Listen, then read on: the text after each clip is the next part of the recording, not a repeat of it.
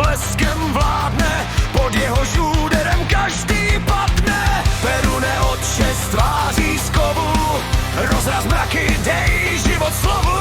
Tvá sekera dne do černých skal, abys nám sílu a hroz dal.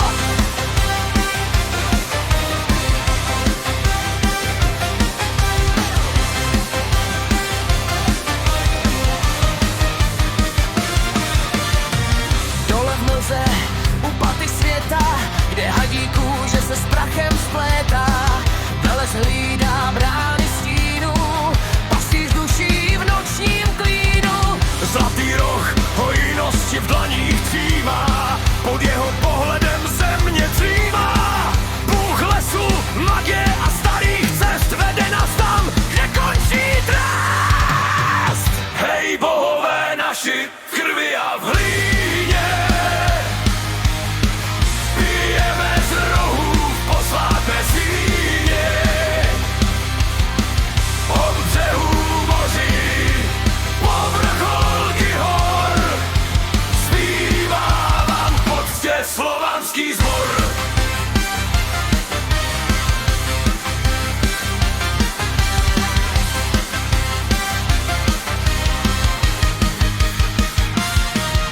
S prvními paprsky, když mráz ještě pálí, Dažbogovo oko se v dálce zapálí. Dárce světla, syn nebeských kovářů, hání krev do tváří válečníků i lhářů. Vedle něj lada milostná i krutá, předení života, co v srdci je pnutá.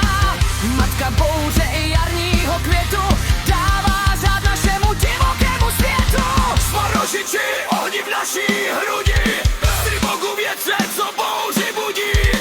Mokoš matko, co v zemi nás střežíš, druhu se klaníme, v pravdě teď ležíš. Hej bohové naši, v krvi a v hlíně, pijeme z rohů v posvátné síně. Od břehů moří, po vrcholky hor, zpívá a moctě slovanský zbor. Hlasy předků v korunách stromů, volají syny a dcery domů. Idoly stojí oběť je dá.